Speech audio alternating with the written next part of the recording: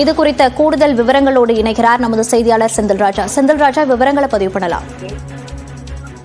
மோனிசா, தமிழக வெற்றி கழகத்தின் சார்பில் இன்று அந்த ஒரு கடித பிரச்சாரம் ஒன்று நடைபெறுகிறது. அதாவது அண்ணா பல்கலைக்கழகத்தின் மாணவி வன்கொடுமை செய்யப்பட்ட விவகாரத்தில் நடவடிக்கை எடுக்க வேண்டும் என்று ஒரு கடிதம் ஒன்றை விஜய் எழுதியிருந்தார். அக்கட்சியின் தலைவரான விஜய் கடிதம் ஒன்றை எழுதியிருந்தார். குறிப்பாக பெண்களுக்கு பாதுகாப்பற்ற சூழல் நிலவுவது என்பது உள்ளிட்ட சாராம்சங்களை அந்த கடிதத்தில் அவர் தெரிவித்திருந்தார்.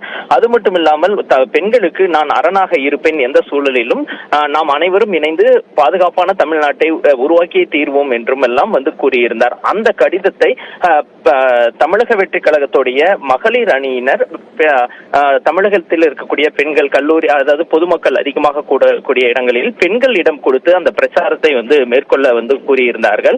அதற்கான இந்த நிகழ்ச்சி தான் தமிழகம் முழுவதும் நடைபெற்று வருகிறது. அதில் முதற்கட்டமாக தீநகர் பகுதியில், சென்னை தீநகர் பகுதியில் கட்சியுடைய பொதுச் செயலாளர் ஆனந்த் கலந்து கொண்டு அந்த பிரச்சாரத்தை தொடங்கி வைத்திருந்தார்.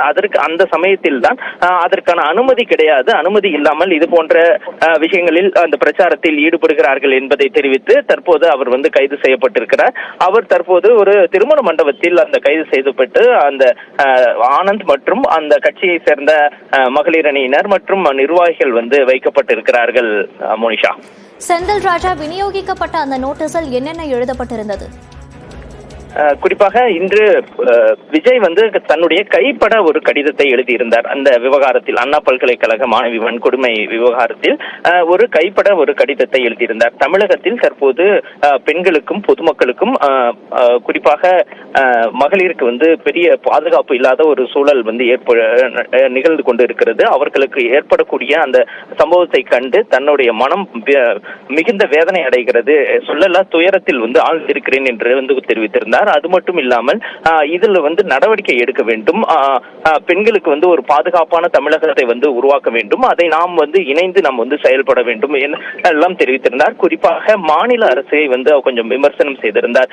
குறிப்பாக இந்த ஆட்சியாளர்களிடம் நாம் என்ன கேட்பது, அவர்கள் எதுவும் செய்யவில்லை, எனவே தான் இந்த கடிதத்தை நாம் எழுதுகிறோம், பாதுகாப்பை உறுதி செய்ய வேண்டும், நாம் அனைவரும் இணைந்து தமிழகத்தை பாதுகாப்பான தமிழகத்தை நம்ம உருவாக்க வேண்டும் என்று அவர் எழுதியிருந்தார். கிட்டத்தட்ட ஒரு பக்க கடிதம் அந்த காலை விஜய் வெளியிட்டிருந்தார். இந்த கடிதத்தை தான் தற்போது மக்களிடம் கொண்டு சேர்க்கும் பணியில் தமிழக வெற்றி கழகத்துடைய அந்த மகளிர் அணிக்கு அந்த பொறுப்பு கொடுக்கப்பட்டிருந்தது. இன்று காலை முதலே தமிழகத்தில் பல்வேறு இடங்களில் கொடுத்திருந்தாலும் இன்று மதியம் ஆளுநரை சந்தித்து அந்த தன்னுடைய கோரிக்கையை விஜய் வைத்திருந்தார். அவருடன் பொதுச் செயலாளர் ஆனந்த் மற்றும் வெங்கட்ராமன் பொருளாளரும் சென்றிருந்தார்கள்.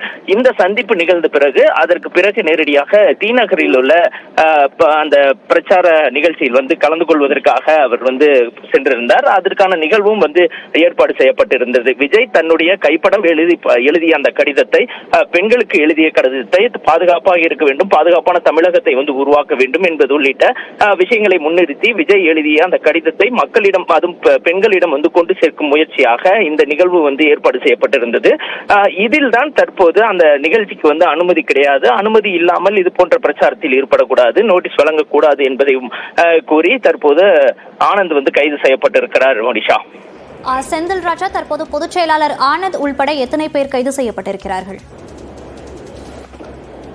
கிட்டத்தட்ட அந்த பிரச்சாரத்தில் மத்திய சென்னை மற்றும் தென் சென்னை பகுதியை சேர்ந்த நிர்வாகிகள் இருந்ததாக தெரிகிறது. குறிப்பாக மகளிர் அணியினர் மற்றும் மாவட்ட நிர்வாகிகள் இந்த சென்னையில் பிரிக்கப்பட்டிருக்கக்கூடிய சென்னையை 4ஆக பிரித்திருக்கிறார்கள். அதில் தென் சென்னை பகுதியை சேர்ந்த நிர்வாகிகள் அந்த பிரச்சாரத்தில் ஈடுபட்டிருந்தார்கள்.